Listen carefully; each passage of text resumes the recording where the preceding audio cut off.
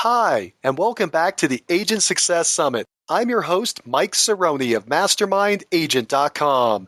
In this session, Bubba Mills will answer the question, are open houses for you or the seller? Maximizing open houses. Bubba Mills is the CEO of Corcoran Consulting and Coaching, the international real estate consulting and coaching company. Bubba has been in the real estate, mortgage, and service industry since 1988. Bubba is a trainer, motivational speaker, coach, and consultant. He has spoken at large conferences like the MBA, predictive marketing conferences, and large franchise conferences, down to local town hall meetings and local associations. Bubba has raised millions of dollars for nonprofit companies such as Boy and Girl Scouts of America, Boys Club of America, local nonprofits, and churches over his lengthy career. I'm honored to have Bubba Mills with us today. Welcome to the call, Bubba. Hey, Mike, how you doing? Hey, Bubba, it's great to have you. Welcome back for your fourth year. Thank you so much for joining us. Bubba, let's go ahead and jump right in. Are open houses for the agent or for the seller? You know, it's interesting that you asked that question. There was an article written at the end of 2015 that was actually pushed out by Realtor.com, and it was kind of the unveiling of the secrets that went out to all the consumers, saying agents are doing open houses just so they could get more buyers, just so they could get more business. It's not really for you. It doesn't benefit you at all. Nobody buys houses from open houses, and I mean it literally threw our whole trade secrets, out to the public, and just opened it up. And it's interesting that you say that. A couple of statistics real quick. In 2014, 9% of buyers found the home they were looking for through an open house. Now that compared to 2004 was 16%. Now, the interesting part about it is first-time home buyers or people that have finally made the purchase visited an open house. 44% of them visited an open house in 2014 and 51% in 2004. So I asked a simple question. Is it really to get people to buy that house, or is it to be able to have foot traffic for consumers coming through the house, Mike? I'm not sure. What conclusion have you come to? So I'm going to tell you the one thing that's changed between 2004 and 2014. It's called the World Wide Web. There's a lot more access to properties today from Realtor and Zillow and all these other places you can look at properties than ever before. However, with all the technology that's out there today, it's only dropped 7%. In 10 years, it's only dropped 7%. So in my conclusion, it doesn't hurt. I think it's still a benefit to the seller. Now, as the articles and publications, they're all over the place. I couldn't even name an article. I mean, literally, it's been rewritten 500 times. But what they say is the challenge and the reason why open houses aren't very good, it's because, you're getting the listing, with the broker, the name of the brand, and then they're putting in their newest agent to go do open houses. So this person's not even trained. It's just for them to start getting business. Well, that stigma kind of hurt. And a lot of our clients have actually been asked, that on several times when they do open houses. Is it going to be you? Is it going to be a senior agent or some new guy you just hired off the street? So it caused a little bit of a turmoil through the process. But in my personal opinion, yes, you can get buyer leads out of it. I use open houses for seller leads. And I don't think most people actually think about the fundamentals on there, about how the difference in lead generations you can get from an open house. How can you get seller leads? That's the interesting part. Yeah, I'm interested in that. So you have it designed, you're conceptualizing that you're going to pick up more seller leads than buyer leads, or are you just ignoring the buyer leads, or are you pulling in more seller leads than most? I'm very curious. What are you doing with open houses?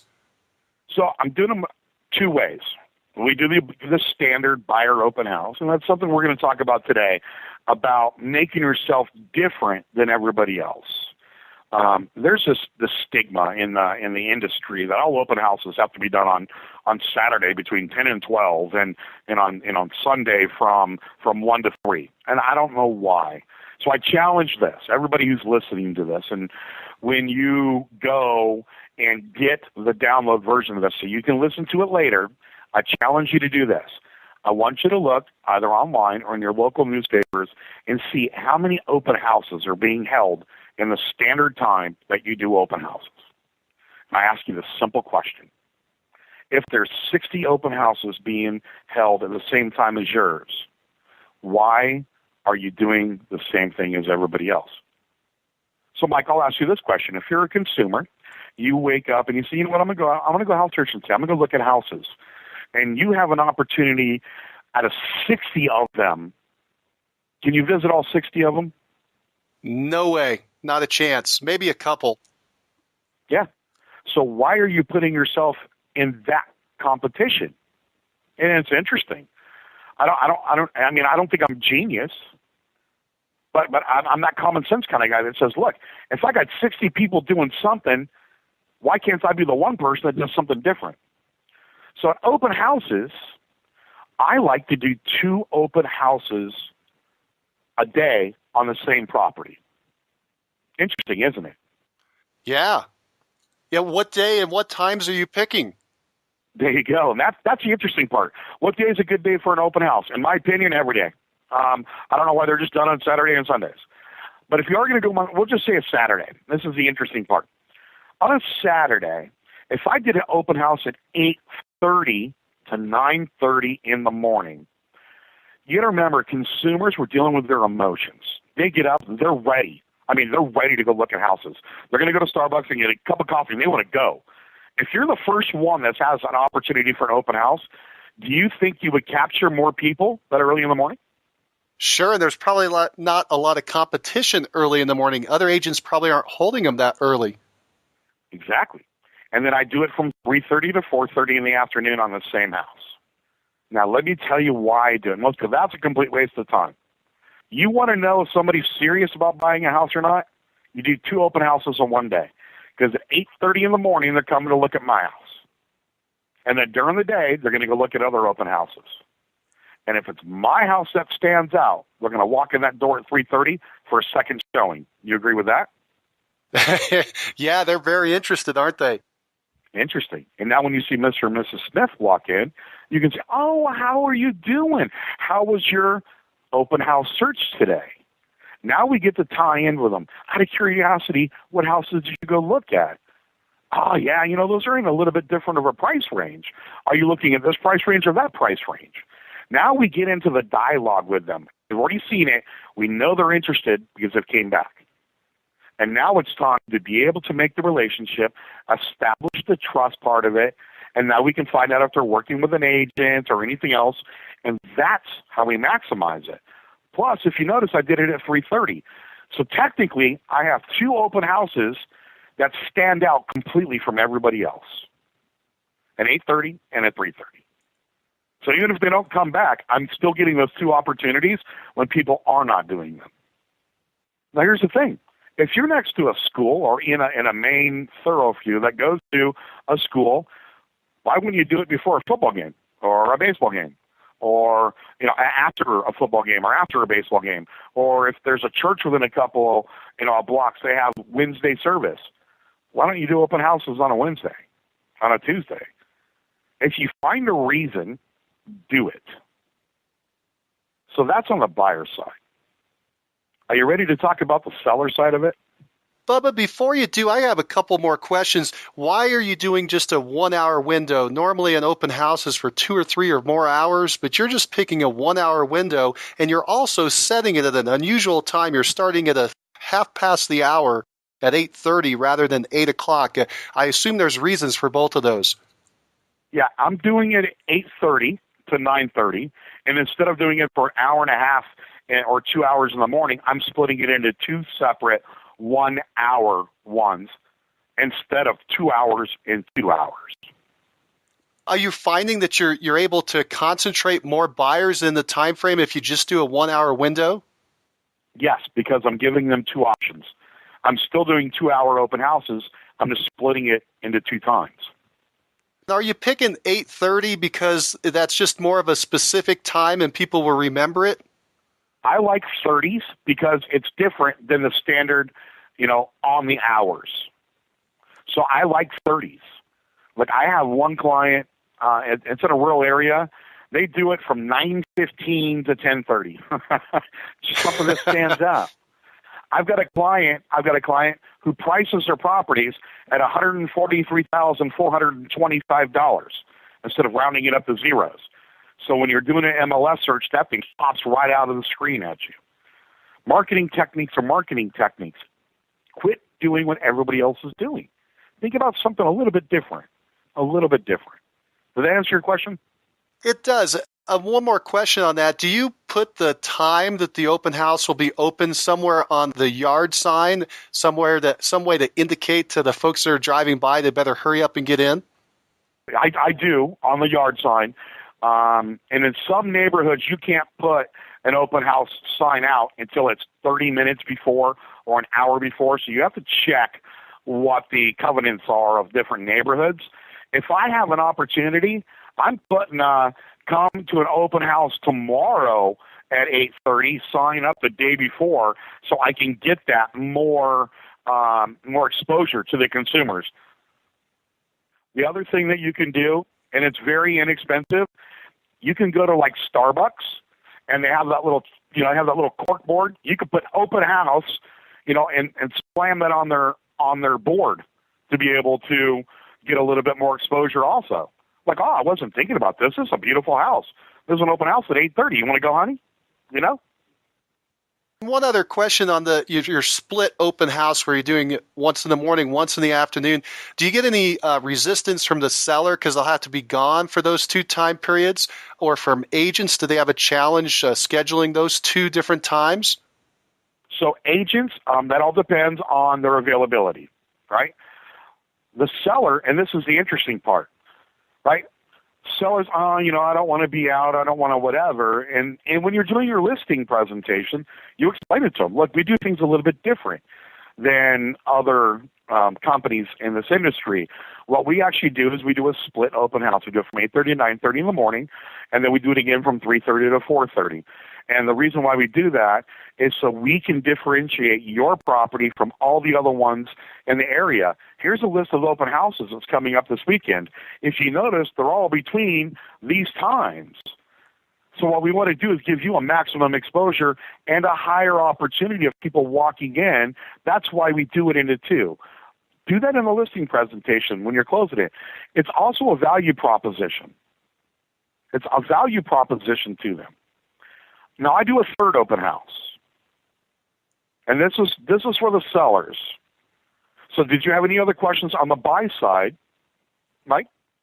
Yeah, and I'm sorry, I did have actually one more question over there. Awesome. By splitting those times up, have you found that you're getting more buyer leads by splitting it into two rather than doing 1 2-hour open house, doing the two open houses for 1 hour, one in the morning, one in the afternoon? So one, are you getting more buyers in general? Or two, is the split more so that you find those super motivated buyers that are coming back for the second showing?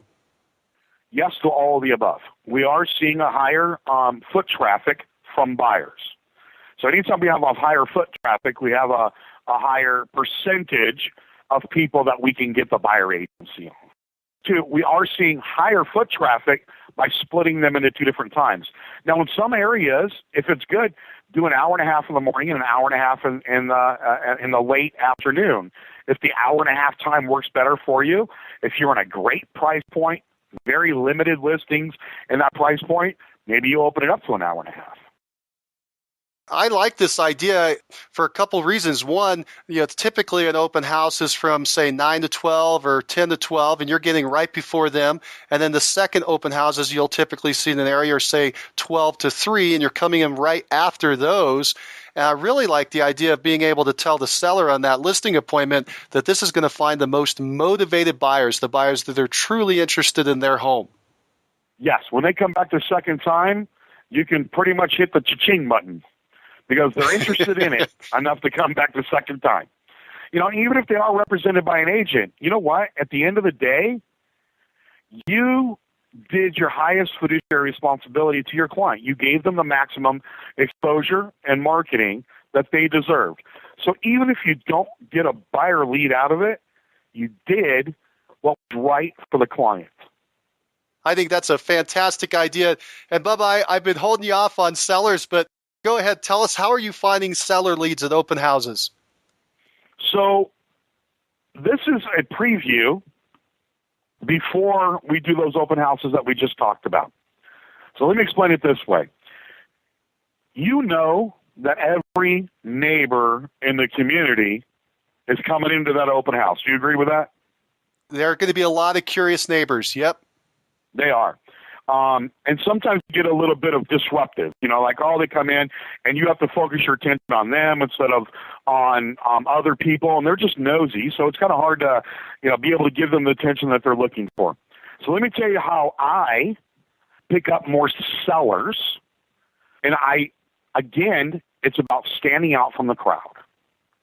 So what I do is I do an open house for the neighbors on Friday night. They're going to come into your open houses anyways. You agree with that? I agree. So if I came to your door and I'm listing a property down the street, and I came to your door and said, you know, hey, Mike, this is Bubba with, you know, Corcoran Consulting and Coaching. I'm just letting you know we're going to be doing an open house for just the neighborhood tomorrow night from 5:30 to 7. We'll have some wine pairings. This is the only time I like alcohol because people walk to it instead of drive to it. We'll have some wine pairing with some cheese and meat trays, and just for the neighborhood to kind of come together and see what the opportunity of this house is. Out of curiosity, do you think you have any friends, family, or coworkers that be interested in buying in this area? You can invite them also. Has any real estate agent ever came to your door and asked you and told you that? I cannot imagine a single time that's happened. Okay. So I always bring this back into play. Look, I'm an old school kind of guy. My motto is, you know, my business card is made of paper, my handshake's made of gold.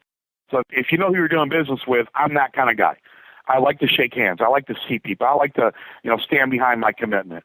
So when I grew up, we used to have little block parties where we all get together, have a little potluck. I mean, we pretty much closed the street, played kickball. We knew our neighbors 4 or 5 houses down in each direction. Times changed now, hasn't it, Mike? It has. So why don't we establish that neighborhood community, that neighborhood connection back in to real estate, back into the neighborhoods? Because this is only for the neighbors. And we always tell them, look, this open house is just for the neighborhood. So make sure you bring this flyer with you because it's not open to the public. It's private, just for you guys. So now your job is to farm a 2-block radius, right and left, up and down the street, okay? But then before you do it, just go by and look at the different houses. Look at the different houses that are there, right? And kind of write down some numbers. And you got to think a little bit. So when they do come in and they say, oh, you know, hi, what's your name? Oh, my name's John. Which house is yours? Oh, I'm about 3 houses down on the right-hand side. The one with that beautiful, you know, crepe myrtle out front or weeping willow, something that kind of ties them in. Yeah, that's it. Oh, I love that house. Is just so beautiful. How long have you been in it? See what I'm doing here? Oh yeah, you're showing that you're an expert in the neighborhood. And I'm making them feel really good about their house because what I'm going to say is, hey, look, I don't know the last time that you ever got like a value estimate on your house. I'm actually going to be in the neighborhood tomorrow at about noon, which is after the open house. I'd love to be able to come by, see what you did inside, and give you an approximate value of your house. All I need to do is get inside somebody's house. The minute they say yes, I know in the thought of their head is, well, I wasn't thinking about selling, but I'd like to know how much it's worth just in case. You agree? Sure. And here's the other question I have for you. When was the last time that anybody ever offered this when you're doing an open house? Because now I am an expert of the neighborhood. I know all the neighbors. I'm offering them to be able to come by, look at their houses, give them, a CMA, basically. the minute I can get inside somebody's house, I'll have a higher opportunity of closing, because I can sit in there and say, look, we've got 3 buyers that are qualified in this price range that I know are looking at a floor plan, just like this area. Out of curiosity, what's that number that you would want to sell your house for to make it worth your time? That's all I got to do is throw it out there. There's a number for everybody. The difference with it is people don't usually give you the opportunity to tell you that number. Well, the minute they've invited me in their house and have a cup of coffee, I'll get a number from them. I just got to throw it in the back of their mind.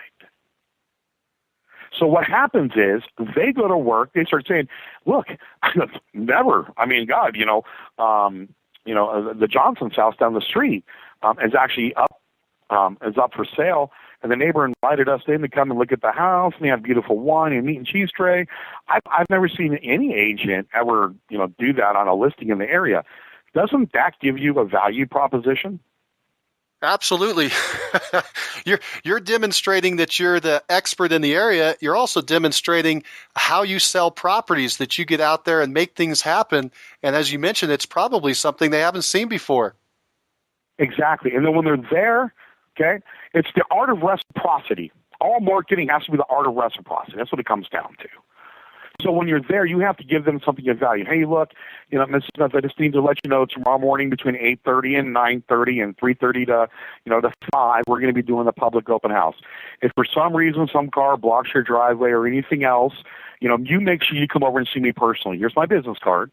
Okay? So I just want to let you know there might be a little bit more traffic on the street, so just watch out for the kids, okay? Now I show care and concern. That's my reciprocity. I'm going to offer you a free value in your house. I'm watching out for your kids, and I'm saying if anybody upsets you because there's cars, you come see me, and I'll personally take care of it. Now, you are going to go knocking on doors, you said, I think 2 blocks around the home. You're going to invite them. If they don't answer the door, do you leave a flyer? Do you also try to call? Do you send out a postcard? Or is it just knocking on the door? Whoever answers, that's who you're inviting? I like knocking on the door. Okay, you can make a second round, later in the day or later that evening. And if not, then leave the flyer on the door. The flyer has a picture of the property. It's a neighborhood open house, not open to the public. Only for neighbors on this street. Bring this flyer to be able to get your free admittance. We'll have a wine pairing and that kind of stuff. And then you can leave it on there. The clients that you have that are using this approach, are they seeing results? Are they getting listings? Yes.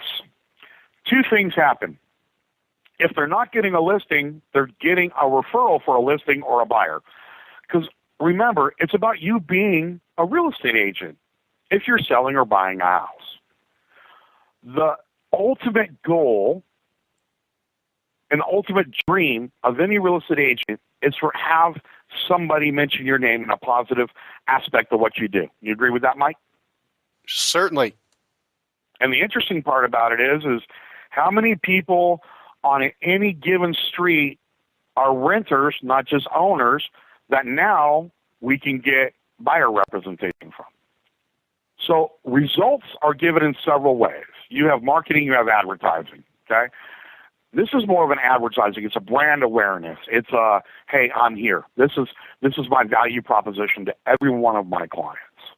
This is how I do business. It's the same concept that when we talk about an IVR system, a sign writer, it says for, 24-hour pre-recorded information, call this number. And, in the nicer neighborhoods, I leave the sales price off of it. So they have to say yes or press 1 to talk to an agent. And then if they hang up, the script the next day, when they're prospecting, is pick up the phone and call, hey, Mike, this is Bubba with Corcoran Consulting and Coaching. I noticed you called in regards to information at 123 Main Street, and as a courtesy to the seller, I wanted to make sure you received all of your information. And that seller's going, wow, wait a minute. I hung up, and these people called me back as a courtesy of the seller. I've never heard of that before. Everybody uses IVR systems for buyers. You can pick up listings on IVR systems. 25% of people who call in on an IVR system who's a buyer have a house to sell. So open houses and the sign writer are going to generate not only buyers, But listings, if you do it right, it's establishing a brand. It's giving them a value proposition, and it's getting you in more contact with people. And when they go to work, they're talking to their friends and going, God, this guy Bubba came by my office. That's all I need. I need them to say my name and what I did. That's all I care about. You agree with that, Mike? I do. I like how you're taking this opportunity of an open house to find these sellers by simply changing your mindset. Instead of thinking it's only buyers, thinking that you're going to pick up sellers, you're now thinking of alternative ways to pick up even more sellers. Exactly. And you can also have like a lender partner up with you to, to cover part of the costs. There's so many different ways that you can work this thing and be able to generate business. I mean, it's amazing how people, I've gone through so many open houses, it's not funny. And the one thing that I've learned is 90% of them are exactly the same.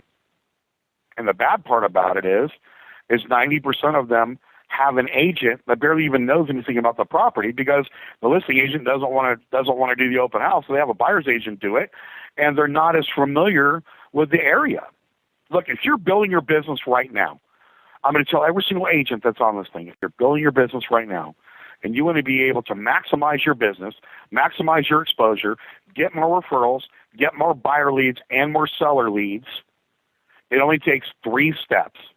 1, you got to give a value proposition. 2, do something different than everybody else is. And 3, get people to say your name and why in a positive note. That's really the art of marketing. You agree? Absolutely. Well, Bob, I have a question for you. So you talked about these open houses. They're a great opportunity to pick up buyers and sellers. You mentioned how you split it up. I like that. But let's get to the nitty-gritty of it. How about when people come in and you start talking with them, oftentimes you'll have a registration book and they put in silly names like Mickey Mouse or Donald Duck, or they give false information. How do you make sure that you get their real information? So there's 2 concepts to this. One, somebody who says their name is Mickey Mouse is usually a person that's represented by an agent, or it's a neighbor. So 1, doing your neighbor open house, get rid of 50% of them. 2, what you need to do is do a raffle or a giveaway. Now, I've done several different sessions on community stabilization. I have made my name by building other people's businesses, and a reciprocity, they help me with theirs. So I refer people to restaurants, to nail salons, to car washes. If they're great, I'll scream their name from the rooftops. So I drive them a lot of business. So do you think when they're interested, now I do real estate and mortgage, so you think if they're interested in buying a house, if they're going to come, ask for representation or for the mortgage part of it, just because I've helped them? Do you agree with that? Sure. So the other art of it is when you have those, they will donate raffle items for you. So you can get a free car wash, you can get a free manicure or a pedicure or, a 30-minute massage or whatever company you're going to be promoting. So what we do is we do a raffle or a giveaway, and that it will be announced that night by 4 p.m., and we will send you a text. So please put the number down that you would like us to contact you at. Now they get something of value out of it. It's not just spamming them like they're used to. I mean, you notice I asked for one specific thing. Give me your cell phone number. Because now I know I can send text to that. And there's a couple of things, I was going to talk about a little bit later, but I think it might be, relevant now. One thing I'm going to talk about is when people come in and you do an offer, you do a giveaway, so you do get the correct information. And the second reason why you ask for a text is because I'm a firm believer that you need to do a 15-second video that you can send to every single person that attends an open house within 5 minutes of them walking out the door. Now, you can record it yourself, or you can pre-record one and use like BombBomb or something else. You have it saved, Those people are driving through, have a nice video done, and have your website and your phone number encrypted onto it. And the reason why I say 15 seconds or less, because when you text it, it will come up on a text. It won't get blocked. And it's like a V card. And I guarantee you, all the other open houses that they go to the rest of the day, I bet you not one of them did that. What are you going to put in that video? It's real quick. And, this is Bubba. I just wanted to tell you thank you very much for coming by my open house. I look forward to helping you with any needs that you have in real estate. You can give me a call at 1-800-957-8353 or send me an email to bubba@corcorancoaching.com. Have a great day. That's it. You don't do a property specific, but then you can do it on every one of them. So basically, you're giving them what your business card says, but you're giving them a video. It's personalized. They see your face.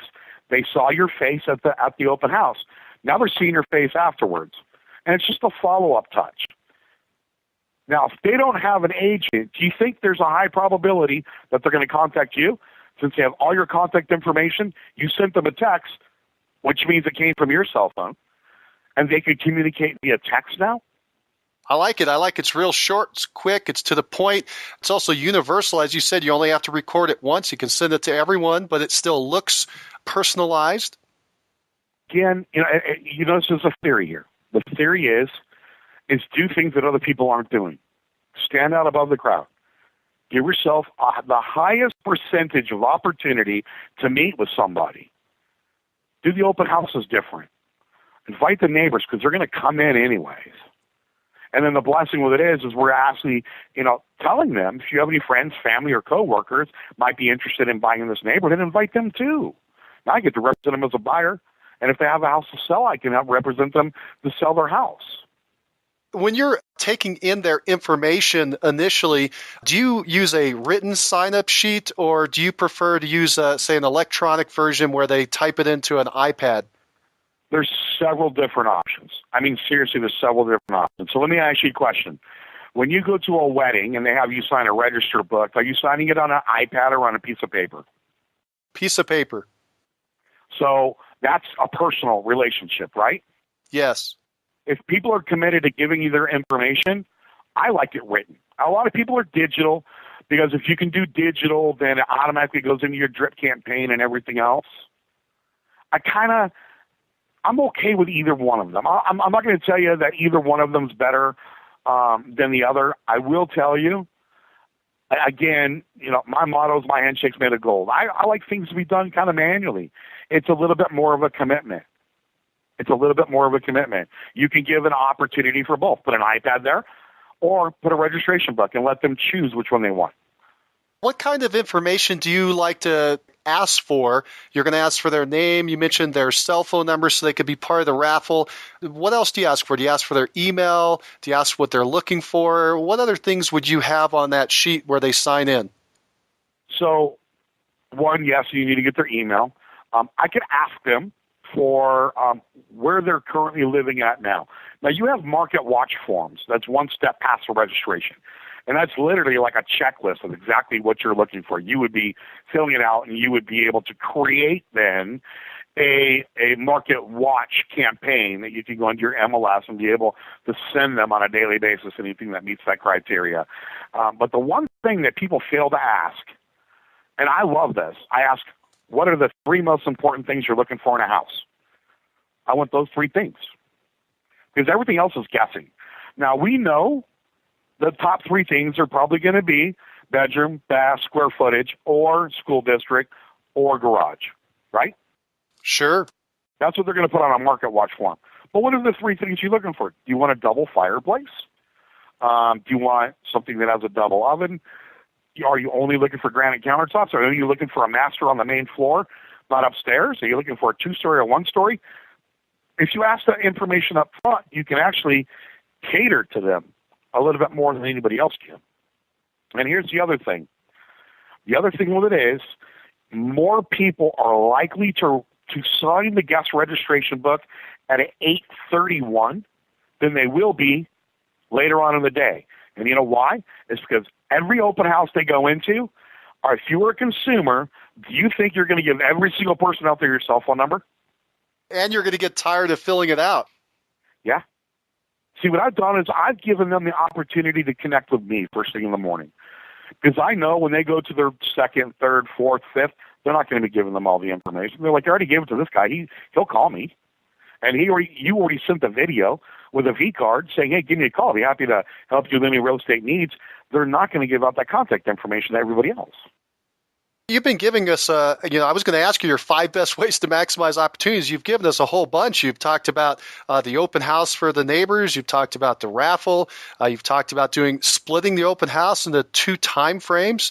You've talked about the little video that you send off to let them know, that little 15-second video. What else? Do you do things inside the home? What's the 5th idea there? So it's interesting. My 5th one is I like description cards. This is very interesting that I say this, because you're like, God, but what are you talking about? If you do an open house like a scavenger hunt, it's pretty interesting how people react to it. So I've learned over the years that consumers don't want me to follow them around the house, showing them every single room and the benefits and, oh, look at this, look at that. They don't want that. And the other thing with it is if I'm following one couple around, what do I do with the other 3? I'm not there to answer any questions or help anybody. So I like description cards. And it's like a search throughout the house. You can put cherrywood cabinets, 1 horsepower garage disposal. It's got a laundry chute, Jack and Jill bathroom.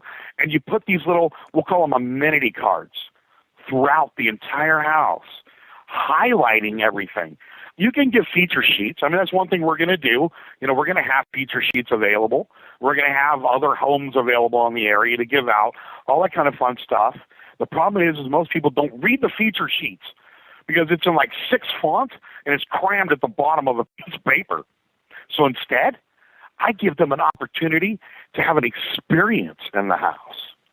Put electric or wood fireplace.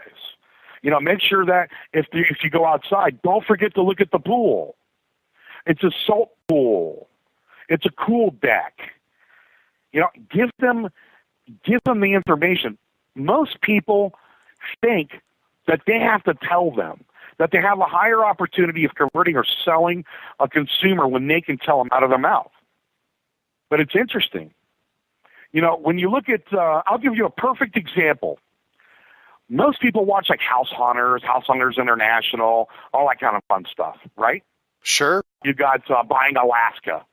If you watch those shows and the real estate agent meets the people at the house, the real estate agent unlocks the door and says, all right, I'll meet you out here when you're through. And they let the consumers go through.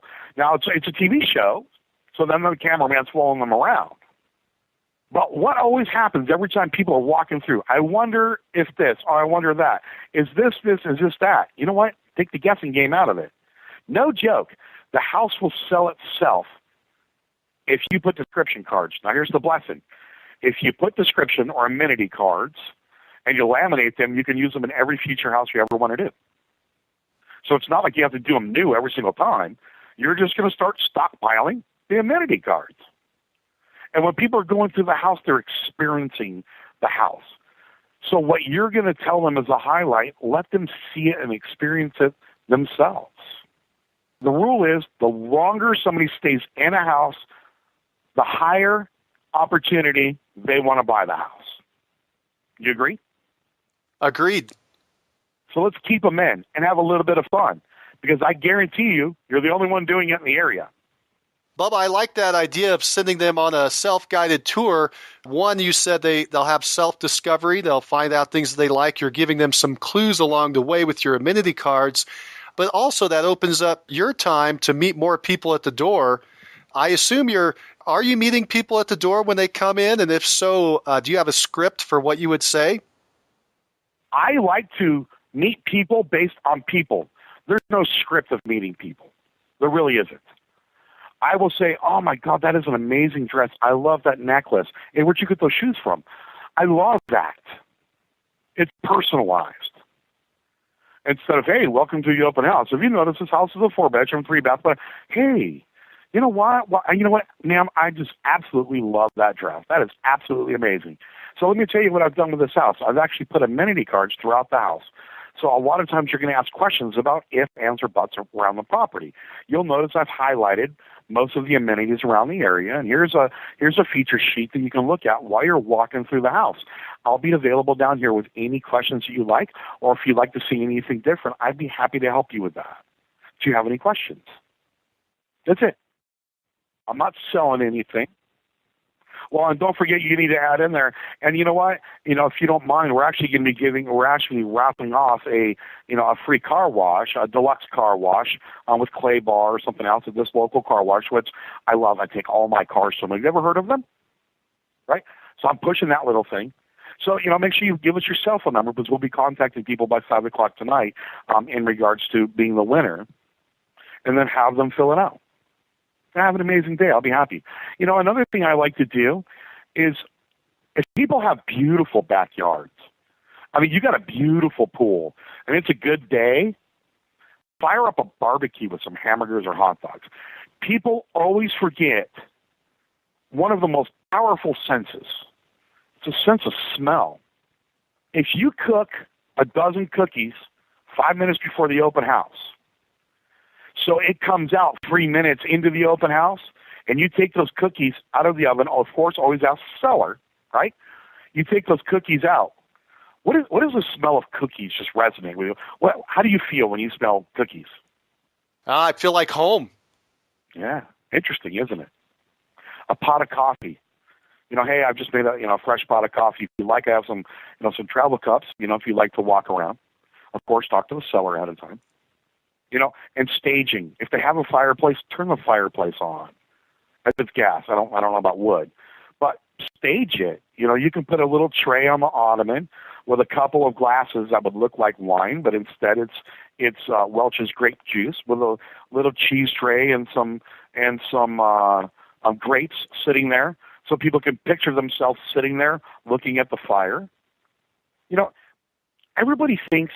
There's two factors that happen in real estate. You buy for two reasons: emotional and business. So business is it in my price range? Can I afford the payment? Emotional is, can I see myself living in this house? Is it the right neighborhood? The paint schemes, what the amenities, that's an emotional aspect. So what we need to do is raise the awareness, because here's the other thing. Again, remember this. What you do with your open house will be compared to setting every single open house thereafter. And if you set that bar at that level, no one is going to ever be able to give them that same presentation. So when they are ready to buy a house or sell a house, who do you think they're going to call? That's great. You're making an emotional connection with them. It is. It is. It's the largest purchase you're ever gonna make is your house. Do you see yourself living in it? Well, show them what it looks like. Let them smell home. Cup of coffee. Get some cookies in. Don't do anything with peanuts because of allergies, but you can do just regular chocolate chip cookies. Plus, they have a much broader smell, and hand them out.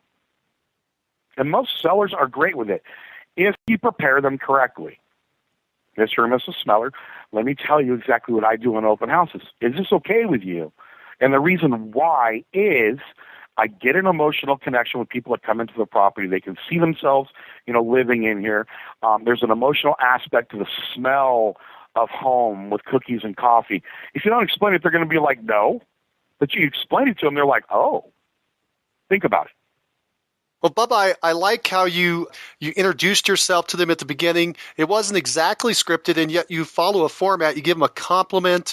You describe to them what's going to happen next, to how they're going to tour themselves around. You let them know about the raffle and filling out their information for that. You get them going through the home. I assume they come back. They are either excited or not. Here's the question, and a lot of times you'll have so much flow you might not catch them on the way back. What do you do with follow-up? How do you take these interested folks and convert them into clients and then help them buy a home or sell a home? What's the middle part there? What's the follow-up after this open house? One is the video. That's automatic connection. Two, I love the follow-up. If they give you your cell phone number, I always love this. Just send them a text. Wait about an hour or so and just send them a text saying, hey, this is, Bubba with Corcoran Consulting and Coaching. I met you at 123 Main Street, and I was just checking to see how your home search is going. People attack people for some reason, and they think they have to go into the close immediately. And really what consumers want is people that they can engage with. It's a soft sell when you send a message like that. And they're going to reply, well, God, thank you for following up. Because again, is anybody else doing it? No. Hey, it's going great. Oh, that's amazing. Which house did you decide on? Because then we'll know if they did buy a house. And we can work our script from there.